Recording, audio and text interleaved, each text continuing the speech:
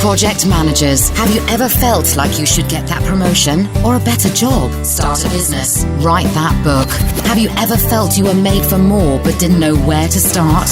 Welcome to the PM for the Masses podcast with your host, Caesar Abaid. Learn from the experts. Think outside the box. Have a voice, network, and be extraordinary. PM for the Masses podcast.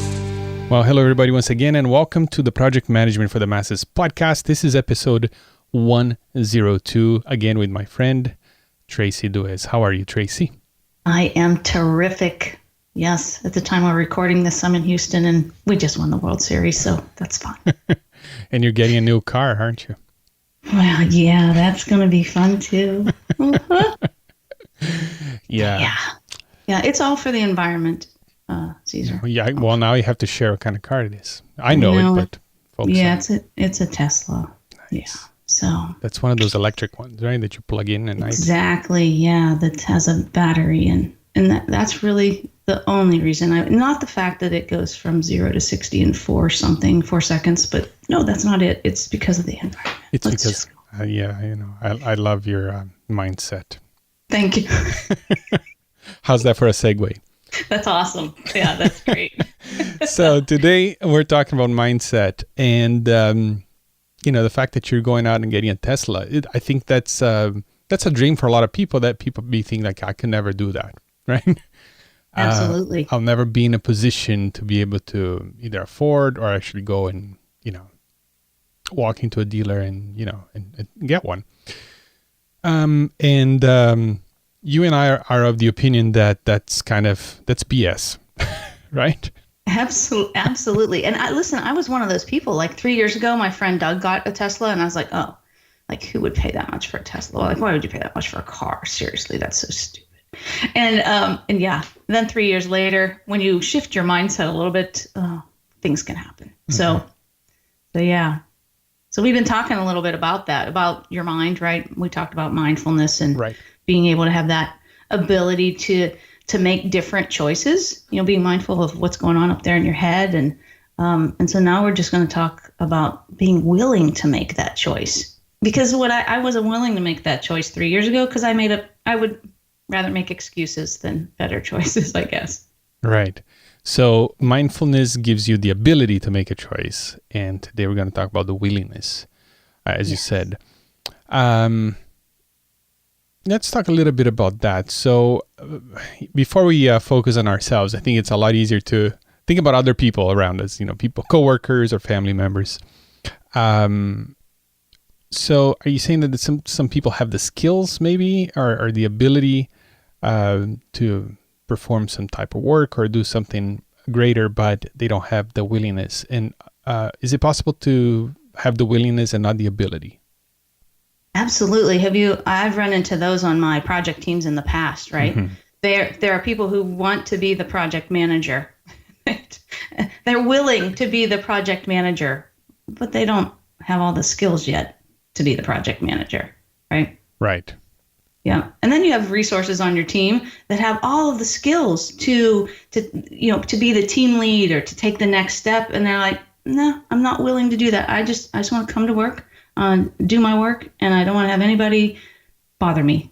Mm-hmm. Right. Which is okay too. I mean, absolutely. Right. Like both of them are okay. Yeah. Right. You can have the ability and not the willingness. Like I probably have the ability to, I don't know, go practice and be a skateboarder, but I'm just not very interested in that. So, and I think sometimes people feel the pressure, right? Like especially at work, let's say they're in a role and they do well. Let's say a technical role, right? And they enjoy coding, for example, or designing, doing the math, doing the engineering, right? Yes. And then they are there for a few years, and then they feel pressure to maybe pursue a promotion to management, and they just cringe at that. They don't want to manage; they want to continue to code.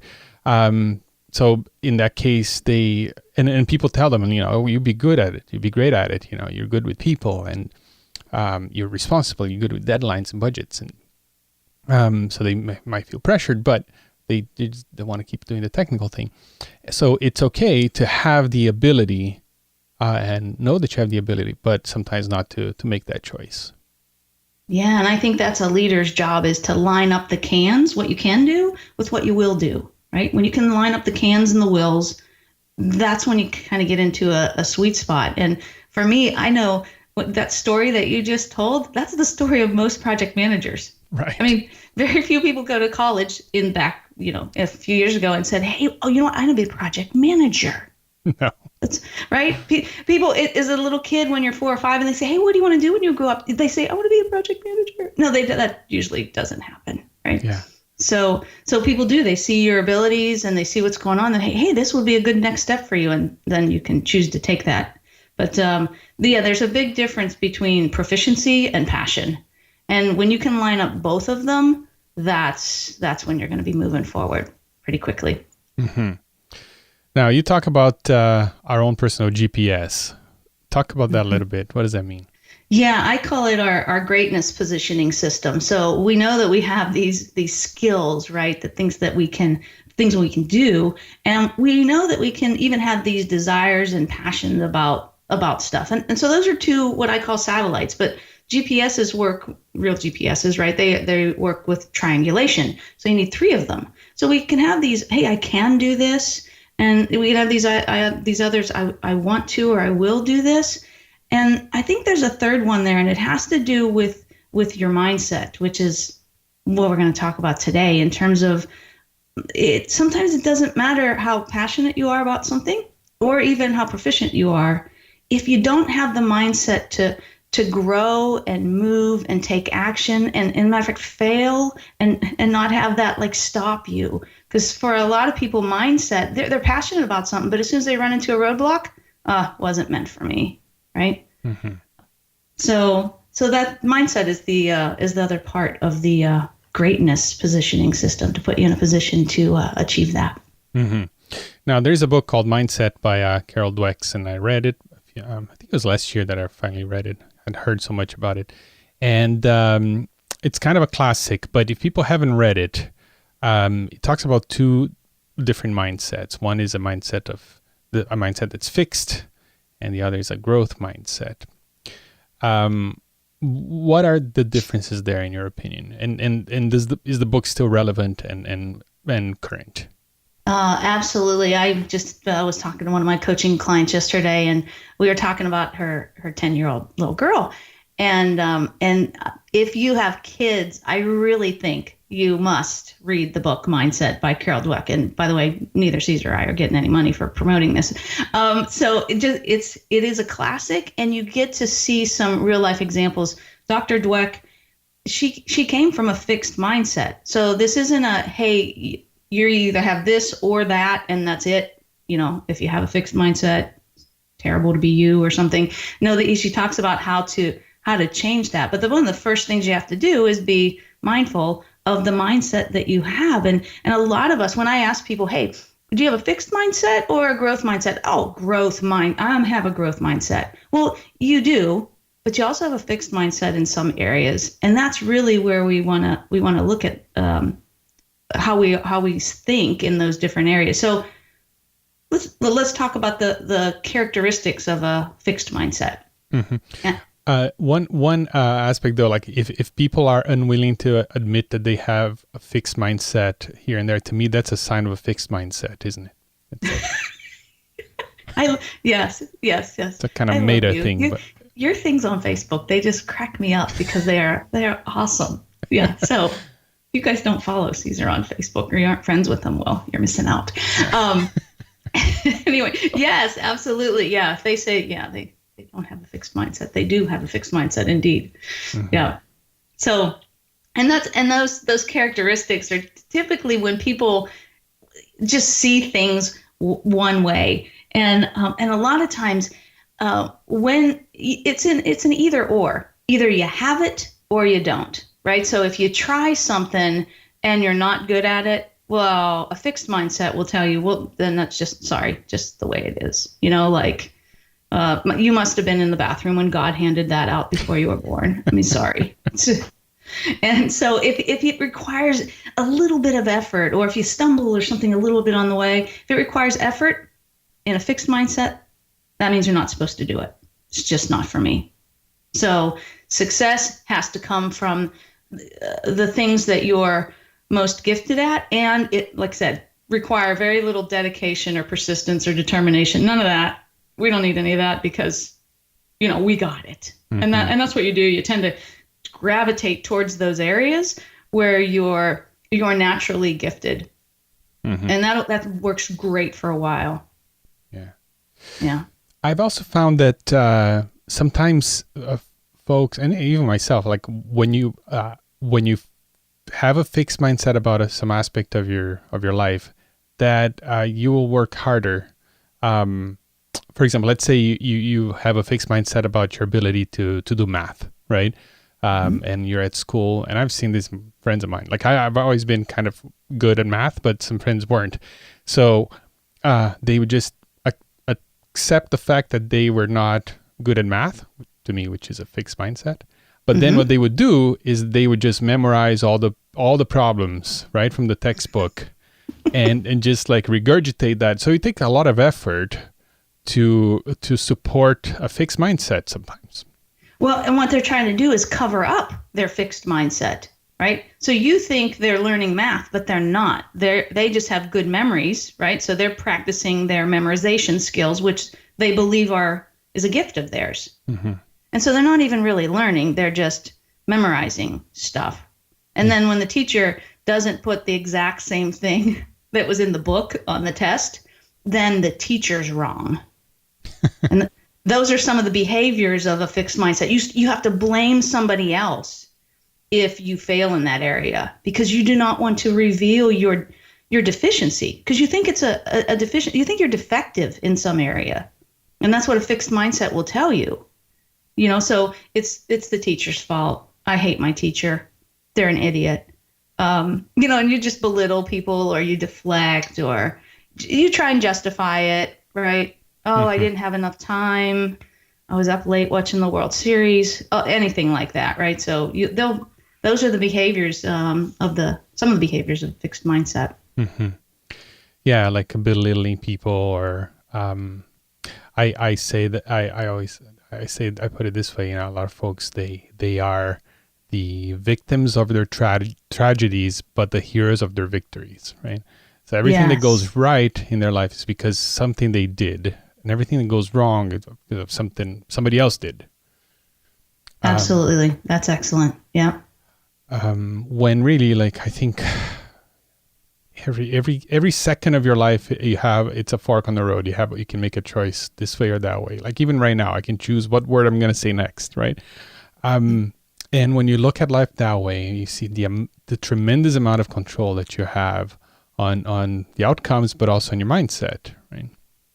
And absolutely, it's a lot easier to put the blame on circumstances on other people, but really, I think 99.99% of what happens to you is because of something you did, or something you thought, or something you said. Yeah, absolutely, and so the people in a fixed mindset, those kind of challenges, right? They want to avoid those because it's going to reveal that, well, they're deficient in their ability to choose. And when they don't think that, of course, it's going to be the circumstance. But so they'll try to avoid those. Commitments, we can't really make those because it's not going to be our fault. And I used to be this way as a project manager, right? So the people on my team didn't report to me, and yet I was in charge of the deadline. Well, that didn't. I can't control them. I don't know when they're going to do their work. I mean, I can give them a deadline, but I don't. So why are you going to base it on me, penalize, and I felt like I had totally no control over my team, which, by the way, if you feel that way, you don't. But there are ways that you can. But I didn't even look for those because I didn't want to reveal my deficiencies. So I took no ownership of stuff, but people kept trying to, hold me accountable. And I didn't like accountability. So what did I do? I didn't hold anybody else accountable either. That first few years of project management, I really sucked at it, I must say. But yeah, so because I did not want people to see how deficient I was. So, humility, vulnerability, authenticity. Nope. We had to have strict walls of denial and blame and justification up all around me. Mm-hmm. Yeah. And I think you were talking about fixed mindset, and I think we may have talked about this either on a previous episode or maybe just when we were chatting. Like I like to think of myself as somebody who has a growth mindset and not a fixed mindset, but I do have a fixed mindset in more than one aspect, in my life. One of them is like I've always convinced myself that I have a poor memory, which I do. I mean, it's terrible. Give you an example, right? So I'm a manager there at my work, and there's a guy who's he was in my team, and now he's also a manager too. And I was trying to find some information about bringing a new member on board. There's like a couple of things that we need to do, to make sure that the onboarding is going well, and so I sent this new manager a message saying, "Hey, do you remember? I think there's an article somewhere, a post somewhere in one of our internal blogs about the onboarding. I tried to look for it, couldn't find it." So he replies to me and say, "Actually, yeah, here's the link. I just don't think it's a reputable source." And then I click the link. It's an article that I wrote myself. Okay. That's great. Yes, that's awesome. So I not only am I asking like this junior manager, something that I should know, but the resource that he has something that I created, and I totally forgot. And this is just like a month ago that I wrote that thing. So my memory is like really poor, right? And I just accepted that and just like, okay, well, some things I just need to work around it, as you said. I need to create systems, and that's why I'm a big GTD fan. Getting things done, and in project management, it's a great way to actually get things out of your brain into paper, right? Or some app, so it kind of comes up at the right time and reminders and stuff. So I created this system around my fixed mindset of a poor memory. And then I read a book on improving your memory, and actually you can exercise your brain just like your muscles. You do your muscles. And to me, that was like, oh, all right, so I have a fixed mindset about that, and I can get better, and I'm getting better, So I think it's one of those things, like if you listening right now, you might think, oh, I have a growth mindset. I'm planning for the future, and I'm working on my education, or I'm trying to be better. Yes, but there are, it's 100%. It's a fact that there are areas in your life in which you have a fixed mindset. It could be about your physical abilities, or the way you look, or the way you're seeing, think about retirement or whatever. And I encourage you to take a look at yourself in a humbling way, and try to identify what those areas are. What do you think, Tracy? Yeah, that's going to be part of the freebie that we give away today. We're going to have a way that you can, systematic way that you can step through, I think it's 8 different areas of your life to take a look at, where you might have a fixed mindset and where you might have a growth mindset. Mm-hmm. So what are some of the behaviors of a growth mindset? That's good. So some of those characteristics are just having this passion for stretching yourself, and not worrying about if it requires a lot of effort, or if you fall flat on your face. You see that as all part of the process of growing and getting to where you want to go. And so there's no such thing as failure in a growth mindset. Failure is just feedback as to what didn't work, right? So that effort and determination and persistence and those kind of characteristics and attributes, those are a good thing.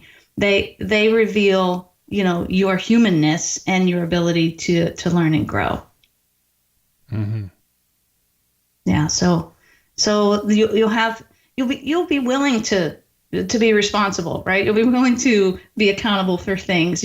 And you're real, genuine, and authentic. You're just you, and you can admit when you fail. See, because I'll just give you an example. I don't know if any of you guys follow tennis or whatever, but back in the day, since I'm a little older, we had John McEnroe and we had Pete Sampras.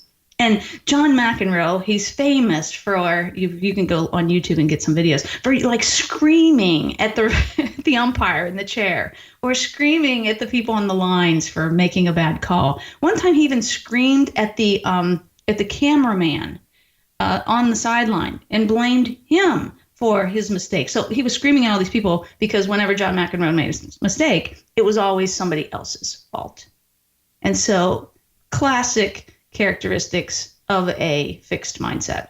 Mm-hmm. And then you had Pete Sampras, who when he would lose, he would in his post match conferences, he would say, you know what, my backhand I couldn't hit it down the line. I'm really going to have to work on that.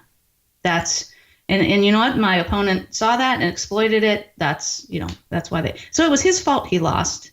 And also he congratulated his opponent for noticing a flaw or weakness and exploiting it to get the win, but it was never anybody else's. It wasn't the umpire's fault or the line judge or whatever. And that's how you can notice, fixed mindset, growth mindset. And I think that example is even in Carol Dweck's book as well. So, yeah. So you can have even somebody who's extremely successful, like worldwide famous, and still have a fixed mindset. Absolutely. She talks also in the book, I believe, if I'm remembering, it's been a while, but she talks about Lee Iacocca and how Lee Iacocca was all about Lee Iacocca and how he believed that, so you can have a fixed mindset, but he believed that he had all of the gifts he needed to run a car company. And so he was working for Ford at the time, and Henry Ford III, I think he was, didn't promote him. As a matter of fact, he ended up firing him because he didn't have a growth mindset, but he didn't see it that way. He saw that he already had the talents and gifts to be in that position, and he rightfully deserved to be in that position. He didn't have to work for it. He should have just been there. And so then, the Chrysler thing happened, and, he came and his charisma, brought back the company with bailouts from the government. So he still didn't create anything. And so she talks in the book about his fixed mindset, as opposed to some other leaders. She also talks about Jeff Skilling and Ken Lay at Enron back then, and how they had a fixed. They thought they were the smartest guys in the room. And then when people were telling them, hey, you can't do this. This doesn't. Oh, yeah, it does. Look at the numbers. But no, that's not you're cooking the books. They said, no, you don't understand. Everyone else was stupider, was dumber than they were. And that's also a sign of a fixed mindset at a really high level. Mm-hmm. So it doesn't mean if you have a fixed mindset, well, you can't be successful. You can. Yeah. And what I'm going to say now, I want everybody to think about people in co-workers, or let's say a manager or a project manager or a C-level executive that you admire, right? The growth mindset, the way I see it then, is a combination of confidence that you have it in you to be better, and then the humility to accept that you're not the best you can be yet. And people who are open to, let's say, constructive criticisms, or people who are open to learning and they're coachable, right? And at the same time, they know deep inside that, if they do take the coaching, or if they do take the criticism and they act on it, they are going to get better. Those are the people that we admire and that we look up to and we enjoy spending time with, right? Absolutely. Absolutely. And to know they're human, right? Who wants to follow a perfect leader? I mean, you'll never measure up. You'll always feel less than. And I have a client who owns his own company, and he believes it's good for him to always be the best, always be better than everybody else on his team. And I was like, oh. And I said to him, oh, that's really sad. And he's like, what do you mean? This is my company. I got to be the one that works the hardest. And I said, or you can be the one that works the smartest. Right? I mean, there's so many other things, right? But he always had to be the best. And so he wanted to hire people like him. And I thought, you've got to be kidding me. You guys are just going to run all of you into the ground, because you have to be on top, and you're going to hire somebody like you who also has to be on top. And so they're going to come in 5 minutes before they think you're coming in, and then you'll see they got in early. So the next day you'll have to come in 5 minutes early and always stay after they stay. And you're going to be at work 24 hours.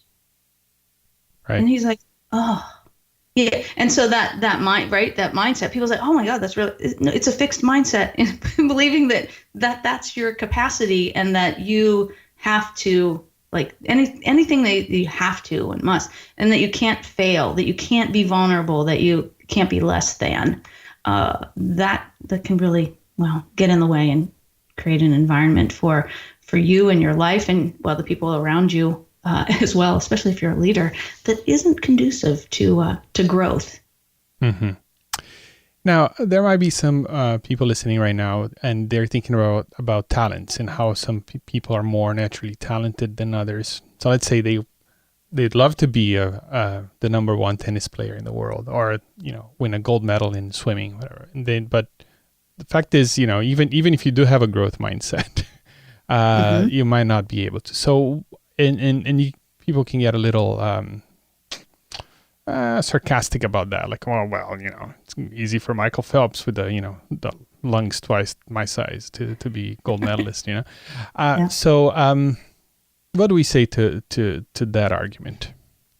Well, I think that has to do with the whole greatness positioning system, right? You're going to have cans, the things that you can do, and you're going to have wills, and then the mindset. I think it all triangulates. So you may, and here's something else I found, is that sometimes people think they want to, but really they just want to. And I'll give you an example. I've always said, I really want to play the piano. Right? I listen, my neighbor has a piano. I hear her playing it every now and again. I want to play the piano. The truth is, I don't want to play the piano because I have never taken a lesson, ever. We even own a piano. It's in storage, right? I mean, so I truly believe that I want to play the piano. And so understanding what our cans and our wills, our wants are, and so I believe some people, want to be an Olympian or win a gold medal. They're not willing to put in the work, or they don't have the resources. I'll call them resources since we're project management here to do it. Whether it's the the lung capacity that you talked about, or the height to play basketball, or the speed to run, whatever it happens to be. Right. So, yeah. The other thing too is, like, you may not be the swimmer, but you can you use your natural talents and maybe team up with somebody else who maybe is more talented than you are in a different area and accomplish something together as a team. And this is I find this really amazingly true when you think about projects, right? So a project is by definition a group effort, and one of the reasons why it's done by more than one person is that there is a limitation of time. Like, you can only do so many, work so many hours a day. So you hire or you work with somebody else so you can divide the work. But more important than that is it not just a division of time, but also division of talent, right? So you get somebody on your team who's really good with budgets or event planning, and together you make something happen. So an example from my life is, I've always wanted to be an author and write a book, and a fixed mindset, and I had that for a long time. It's like, well, I'm not a wordsmith, I make mistakes, and I'm not an artist, I'm not a writer. English is not even my first language, right? Like, what? But guess what? Every author out there works with an editor, right? So that's what I did. And, it was a group effort. I had somebody design the cover for the book. I had somebody do the interior layout for the book. I had somebody go and figure out ISBN and all that kind of stuff. And there was an editor. And even though it's my name on the cover, I know that it was a group effort, and I had to rely on somebody else's talents to cover for my blind spots. Absolutely, and you have to have a growth mindset to be willing to do that. To admit, you know what, I don't got it in this area, right? This isn't my talent. So, right. Yeah, absolutely. Yep. So you might not have all the cans necessary to do something, but if you have the will, you can work with other humans who have the cans, and together you can create something. Absolutely. That's cool. Awesome. Yeah, great example. Mm-hmm. So let's say you want to do better. You want to foster a growth mindset, and you're establishing some areas that you identify that you are fixed. What is the next? What would they do now? Like after the episode is done? Yeah, well, I think that one of the best things you can do is to find those areas, right? So I think I have 2 freebies for this. We'll post that on the show notes. One of them is to go to Carol Dweck's website, mindsetonline.com, and there it's free. You can take an assessment of just your overall mindset, whether it leans towards a fixed mindset or whether it leans towards a growth mindset. And so I think being aware of what's going on and how you're thinking is one of the first keys, right? And then there's another resource out there. It's going to be a little workbook, I'll call it that, where you're going to be able to take a deeper look into the 8 different areas of your life and to see and to become aware of where you might have a fixed mindset or growth mindset. And it may be a blind spot to you right now as to that you do have a fixed mindset in this area. My clients that I worked with yesterday, 2 of them we were working through this exercise, and they're like, "Oh, I'm so sad. I thought I had a growth mindset, but looking in these areas of family and relationships and career and vocation and finances, I only got a 3." Well, he gave himself a 3, or they gave himself. Right. So in this exercise, what you can do is, I asked, have you ask yourself a question. Well, first of all, I have you pick 4 areas within an area. So when it comes to fun and recreation, I'll have you pick some areas within fun and recreation that apply to you. You know what? Let me use finances, for instance. See, I don't have any kids. So under finances, I could put like retirement or how I feel about debt. I wouldn't have a college fund isn't there, but maybe somebody else would have college fund. So that's why I have you pick 4 areas that apply to you. So under, wealth and finances, you might put like your salary, how much income you have. Maybe long-term care is important for you. Maybe so saving for that might be, or a vacation fund. Yay, that might be, or a professional development fund. Those kind. So I don't know what's important to you, but under the area of wealth and finances, I'm gonna ask you to pick 4 areas, and then when you pick those 4 areas, what you're going to do is you're going to ask yourself the same question over and over again. Hey, if I'm faced with criticism or a challenge or a road bump in the area of finances, and more specifically in the area of my college fund, do I exhibit the characteristics of a fixed mindset or a growth mindset? So what you're doing is looking at how you think about these things. Now, you're not looking at how you feel about your college fund or your retirement fund or anything like that. You're looking at, hey, how do I feel when I hit a road bump in that area? Like when there's a challenge or somebody criticizes me, how do I respond? Do I like want to go, shut up, this is none of your business? or do you say, oh, that's interesting. What do you see there? And you're okay with getting a different point of view. Not that you have to do anything with it, but are you okay and are you open to it? Mm-hmm. And you can, just go through that list and start to see what areas of your life. And one of the ones that I find the funnest to go through is fun and recreation is one of the categories. And so I'll have them. What are some things you do for fun, Caesar? I like to, play with the kids. I play the guitar a little bit. Okay. I do swing dancing. I don't know if I ever talked about this on the podcast, yes. But and by the way, those are all things I had to. Hey, quick parenthesis here on the swing dancing. I've always been terrible at sports, which to you, I know, Tracy, it's a tragedy. But I grew up in Brazil where everybody plays soccer, and I can't kick a ball straight. I'm just terrible, right? And the funny thing is, I moved to Canada. And then get to work, and people are like, "Oh, you're from Brazil. Oh, you want to play? You need to play for us." And we have a team here at work. So listen, you don't know.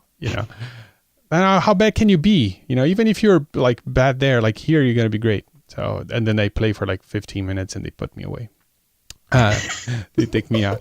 So I've always this is a fixed mindset. I'm not coordinated. I can't. I'm not like somebody who's going to do great things by moving his body, right? And then I found partner dancing and swing dancing. All of a sudden, all my awkwardness actually looks okay when I'm doing that thing, you know? That's awesome. So I found, here's a way I can actually be physically active and actually be good at something that uses my body, right? So sometimes it's just a redirection, right, of that fixed mindset towards something else that you can use your talent for, and all of a sudden, boom. But anyway, back to having fun. You were going somewhere. That's awesome, though. I mean, I really like that. That's a great story. But so when it comes to so in this case, when it comes to swing dancing, let's say that's what.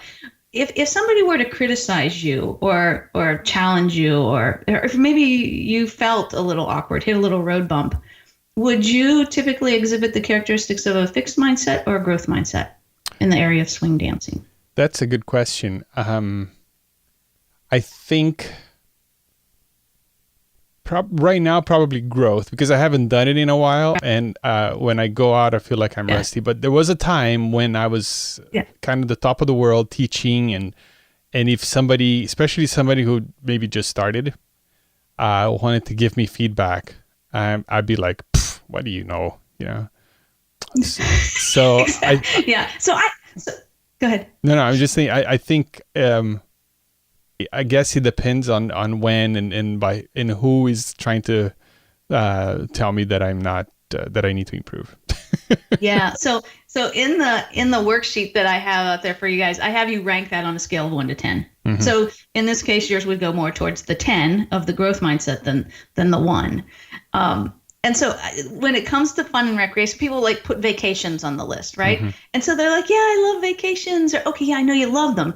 But when you're on vacation, let's say you're flying somewhere and you run into a challenge or a road bump with the airlines or the airport, or do you exhibit the characteristics of a growth mindset or a fixed mindset? And that's when a lot of people are like, oh, crap. Yeah. I put this plan, because they're project manager. I put this plan together. And if the plan doesn't get followed, I get so anxious and so upset, right? Well, listen, you can't do anything about it, right? You can only control how you respond to the circumstances. And so, so then they find out, and some of them love to golf. And so I asked them, do you exhibit the characteristics of a growth mindset or a fixed mindset when you run into a sand trap? Oh, crap, they'll say. Right? It'll be because of the wind or because of whatever. Somebody clapped or sneezed or something while they were teeing off, whatever. And anyways, it can be very enlightening if our listeners here take advantage of that and give it a little try as to looking through these different areas of their life. So I think that's a really cool way to just become aware of it. And then, maybe next episode we'll talk about, hey, how can we make that shift from a fixed mindset to a growth mindset once we realize that. Awesome. How's that sound? So to prepare for next episode, then go to pmforthemasses.com/102. And if you haven't figured it out yet, that means episode 102. So go pmforthemasses.com/102, and you'll find a little bit of a show notes for this episode and links to the resources that Tracy just shared. And that way you can, pinpoint where it is that you need to shift from fixed to growth mindsets. And then you'll be ready for next time when we talk about what to do next. Yeah. Cool. Hopefully that'll work. Yeah. All right. So this is great, Tracy. I've talked about things that I didn't expect to talk about, like swing dancing and book writing. So your audience got to know a little bit more about you there. That's awesome, Caesar. Let's see if I can shift my mindset on what I should be sharing with the audience or not. Who knows what we'll talk about next time, Tracy? We'll find out. Hopefully your listeners will tune in for 103, because I think we go in order like that, don't we? Yes, we follow the decimal system. So yeah. Good. Tracy, always a pleasure talking to you. Thank you so much for your time and for sharing your expertise with me and with the rest of the world here. You're awesome, Caesar. Thank you. Thank you for listening to the PM for the Masses podcast. Tune in next week for more great ideas on how to manage your projects better and truly stand out in your industry. PMforthemasses.com